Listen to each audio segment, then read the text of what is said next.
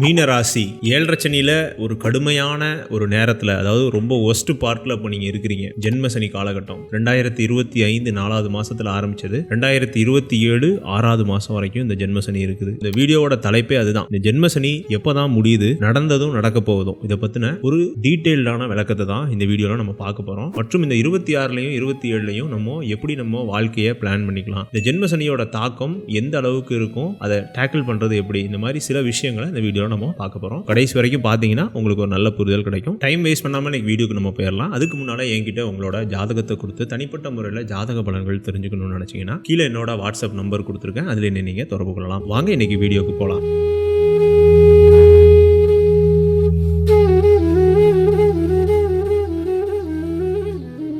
காலபுருஷ தத்துவத்துக்கு 12வது ராசியா வரக்கூடிய மீன ராசி அன்பர்களுக்கு கடந்த ஒரு 4-5 வருடங்களாவே இந்த 7.5 சனின்னு சொல்லக்கூடிய ஒரு கொடிய காலகட்டத்தில் இருக்கிறீங்க. அதுலயும் இந்த 25 தொடங்கினதுல இருந்தே எதை எடுத்தாலும் தாமதம், தடங்கள், பண விரயங்கள், வேலை போனது, வேலையில மரியாதை இல்லாம போனது, பொருளாதாரத்துல வீழ்ச்சி, நிறைய கடன்கள், இது எல்லாமே ஒன்னு ஒன்னா நமக்கு வந்து பில்ட் ஆயிட்டே வந்திருக்கும். இந்த நிலைமை எப்போ வரைக்கும் இருக்குது, இதுக்கு ஏதாவது தீர்வுகள் உண்டா? 2026 பிறந்துருச்ச, நம்ம புத்தாண்டு பலன்கள்லாம் பார்த்தோம். இந்த 26லயாவது ஏதாவது விடிவுகள் உண்டா அப்படிங்கறத இந்த வீடியோல நம்ம பார்க்க போறோம். ஃபர்ஸ்ட் வந்து கிரக நிலையை நம்ம முதல்ல பார்த்துருவோம். சோ இப்போ பாருங்க, முக்கியமா நம்ம பார்க்க வேண்டியது இந்த சனியோட கோச்சார விஷயங்கள் தான். இந்த சனி பகவானை பொறுத்த வரைக்கும் 2/6/2027 தான் சனி பயிற்சி ஆக போகுது. அதாவது உங்க மீன ராசியிலிருந்து மேஷ ராசிக்கு போக போறாரு. அப்பதான் உங்களுக்கு ஜென்ம சனி முடியும். சோ இது ஷீல்டு, இது வந்து மாத்தவே முடியாது. அப்போ இன்னும் இதுக்கு வந்து 17 மாதங்கள் இருக்கு. இப்போ ஜனவரில இருந்து நம்ம கணக்கு பண்ணோம்னா 17 மாதங்கள் இருக்கு. இதுக்கு இடையில 18/5/2026 இன்னொரு 5 மாதங்கள்ல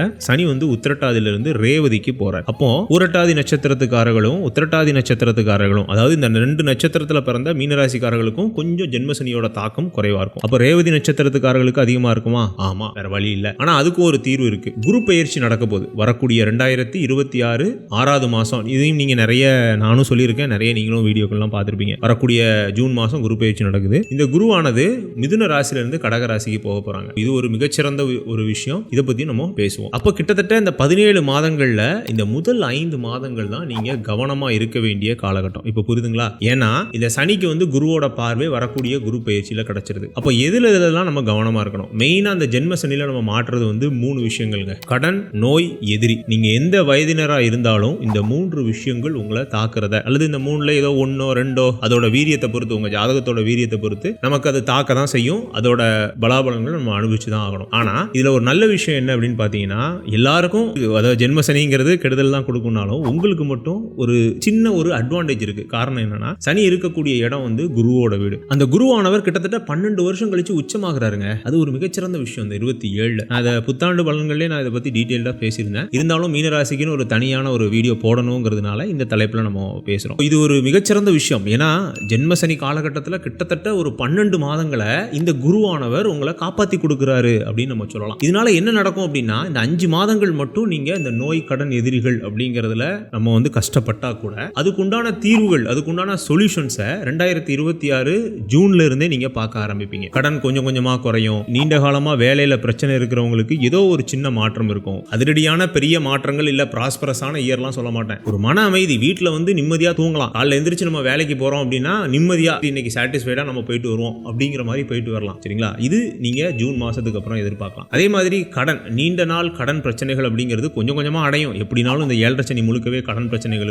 இருக்கணும். கடன் இருந்துச்சுன்னு வைங்களேன், நோய், எதிரிகள் பெருசா நம்மள சீண்ட மாட்டாங்க. அதே மாதிரி மீனராசிக்காரர்கள் எதிர்கொண்ட இன்னொரு பிரச்சனை என்னன்னா, நம்மள வந்து எல்லாருமே யூஸ் பண்ணிக்கிட்டே இருந்தாங்க. அதாவது பொதுவாகவே மீனத்தை பொறுத்த வரைக்கும் ஒருத்தர் கஷ்டப்பட்டா அவங்களுக்காக போய் நிக்கிறது முதல் ராசி மீனம் தான். அதுவும் ரொம்ப ஒரு அவங்களோட நிலையறிஞ்சி அவங்க சொல்லாமலே அவங்க கேட்காத ஹெல்ப் எல்லாம் பண்ணக்கூடிய ஒரு ராசி வந்து மீன ராசி தான். அந்த நியூரிஷ்மெண்ட்னு சொல்லுவாங்க. நம்ம அம்மா, நம்ம குழந்தைகள் நம்மளை பார்த்துக்கோ இல்லையா, இந்த மாதிரி ஒரு ஹெல்ப்பை மீனராசிக்காரர்கள் மற்ற மக்களுக்கு வந்து பண்றதுல ரொம்ப எக்ஸ்பர்ட்.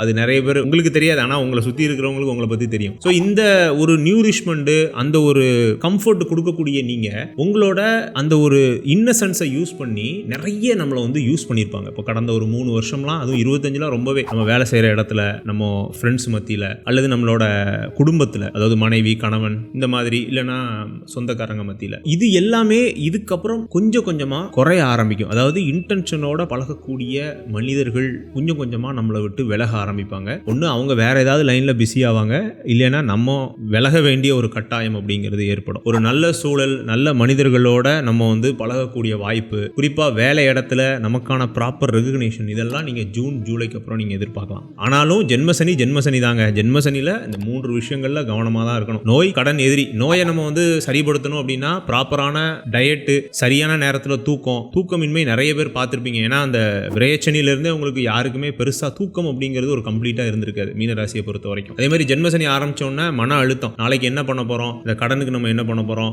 எதிரி பிரச்சனைகள், நோய் பிரச்சனைகள் எல்லாமே. இது வந்து ஒன்று போனா ஒன்றை வந்து போராடி முடிப்போம், அடுத்து இன்னொன்று வந்து வாசல்ல நிற்கும். இதெல்லாம் நீங்க கடந்த ஒரு 3 வருஷம் பார்த்திருப்பீங்க. இது இந்த நேரத்தில், அதாவது 2026 6வது மாசத்துல இருந்து கொஞ்சம் கொஞ்சமா குறைய போகுது. இது எல்லாமே கொஞ்சம் கொஞ்சமா தான் குறையுங்கிறதையும் மைண்ட்ல வச்சுக்கோங்க. இங்க எதுவுமே ட்ரீமான ஒரு டே அப்படின்னு சொல்லவே முடியாது. வாழ்க்கையில மனிதர்களா பிறந்தாலே ஆப்வியஸா கஷ்டங்கள் அப்படிங்கிறது இருக்க தான் செய்யும். ஒரு இன்பம் வந்துச்சுன்னா அதுக்கப்புறம் அதோட தொடர்ச்சியா துன்பத்தோட தொடர்ச்சி இன்பம். ஸோ இந்த மாதிரி மாறி மாறி தான் மனித வாழ்க்கை அமைக்கப்பட்டிருக்குது. ஆனா இந்த ஜென்மசனி அஷ்டமத்து சனி காலகட்டத்தில் அது மற்றவர்களை விட நம்ம கூடுதலா நம்ம அனுபவிக்க வேண்டிய சூழல் ஏற்படுது. அது கர்மாவோட காலகட்டம். இந்த 7.5 சனி, ஜென்மசனி, அஷ்டமத்து சனி காலகட்டத்தில் தான் ஜோதிடம், ஆன்மீகம் மேலேயே நம்பிக்கை இல்லாதவங்கலாம் இங்க வர்றது நிறைய பேர். ஏன்னா என்னடா இது, எதை எடுத்தாலும் ஒரு தாமதமாகுது, தடங்கள் வருது, இப்படிலாம் நம்ம இருந்ததே இல்லையே. ஈவன் நமக்கு ரொம்ப பழக்கப்பட்ட விஷயங்கள், பழக்கப்பட்ட மனிதர்கள்ல கூட நிறைய ப்ராப்ளமேட்டிக்கான சிச்சுவேஷன்ஸ் உருவாகும். அப்பதான் அவங்களுக்கு வந்து ஒரு ரியலைசேஷன் வரும். அதாவது நம்மளை மீறி ஒரு சக்தி இருக்குது. அப்பதான் அவங்க பார்ப்பாங்க, இந்த டேல இருந்து, இந்த மந்த்ல இருந்து எனக்கு பிரச்சனைகள் ஆரம்பிச்சது. அந்த மந்த்ல ஏதோ சனி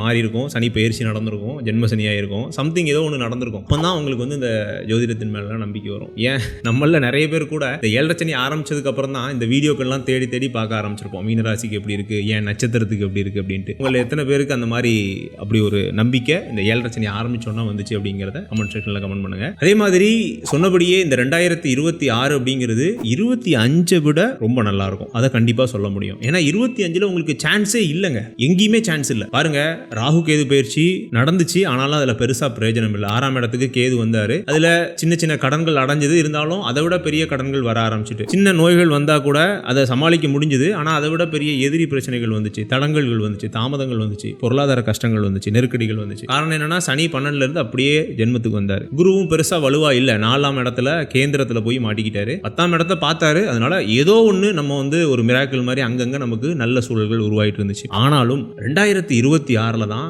எல்லாமே கச்சிதமா அந்த கிரகங்கள் வரப்போகுது. முதல்ல சனி வந்து பாத்தீங்கன்னா ரேவதி நட்சத்திரம் இருக்கிறதுலே கடைசி நட்சத்திரம், அதுல வந்து டிராவல் பண்ண போறாரு. அடுத்தது வந்து குருவோட பார்வை கிடைக்க போகுது. ராகு கேது பயிற்சி 2026 12வது மாசத்துக்கு மேல ஆகுது. உங்க ராசிக்கு 11ஆம் இடத்துக்கு ராகு வராரு. இது எல்லாமே ஒரு சாதகமான அமைப்புக்குள்ள வர்றதுனால நீங்க எதை பத்தியுமே ஒரி பண்ணாம உங்க வேலையை நீங்க பார்க்க ஆரம்பிங்க. நீங்க வேலை செஞ்சுட்டு இருந்தாலும் சரி, தொழில் பண்ணிட்டு இருந்தாலும் சரி, ஒரு மாணவரா நீங்க படிச்சுட்டு இருந்தாலும் சரி, இந்த நேரம் வந்து ஒரு படிப்பினைக்கான நேரம் அப்படிங்கிறத மைண்ட்ல வச்சுக்கோங்க. அதனால இந்த 4-5 மாதங்கள் மட்டும் பெருசா எந்த ரிஸ்க் எடுக்க வேண்டாம். வீடு கட்டுறது, வாகனம் வாங்குறது, பெரிய கடன்கள் வாங்கிக்கிறது, அதே மாதிரி தொழில் விஸ்தாரம், இது எதுவுமே இந்த 5 மாதங்கள் பண்ண வேண்டாம். 5 மாதங்களே சொல்லுவேன், ஜனவரி, பிப்ரவரி, மார்ச், ஏப்ரல், மே, ஜூனுக்கு அப்புறம் நீங்க ஆரம்பிக்கலாம். ஜூனுக்கு அப்புறம் ரொம்பவே நேரம் நல்லா இருக்கு. இதுதான் இந்த வீடியோவோட ஒரு கண்டென்ட். இதை நான் எப்படியாவது எக்ஸ்பிரஸ் பண்ணணும்னு நினைச்சேன். ஸோ ஓரளவுக்கு நல்லா வந்திருக்குன்னு நினைக்கிறேன். இந்த வீடியோ பிடிச்சிருந்துச்சுன்னா லைக் பண்ணுங்க, பிடிக்கலன்னா டிஸ்லைக் பண்ணுங்க. இந்த வீடியோ தொடர்பான ஏதாவது சந்தேகங்கள் உங்களுக்கு இருந்துச்சுன்னா கீழே கமெண்ட் செக்ஷன்ல கமெண்ட் பண்ணுங்க. என்கிட்ட உங்களோட ஜாதகத்தை கொடுத்து தனிப்பட்ட முறையில் ஜாதக பலன்கள் தெரிஞ்சுக்கணும்னு நினைச்சீங்கன்னா கீழே என்னோட வாட்ஸ்அப் நம்பர் கொடுத்துருக்கேன், அதில் என்ன நீங்க தொடர்பு கொள்ளலாம். மீண்டும் இதே போன்ற ஒரு நல்ல வீடியோவில் நான் உங்களை சந்திக்கிறேன். அதுவரை உங்களிடமிருந்து விடைபெறுவது உங்கள் லட்சுமி நாராயணன். நன்றி, வணக்கம்.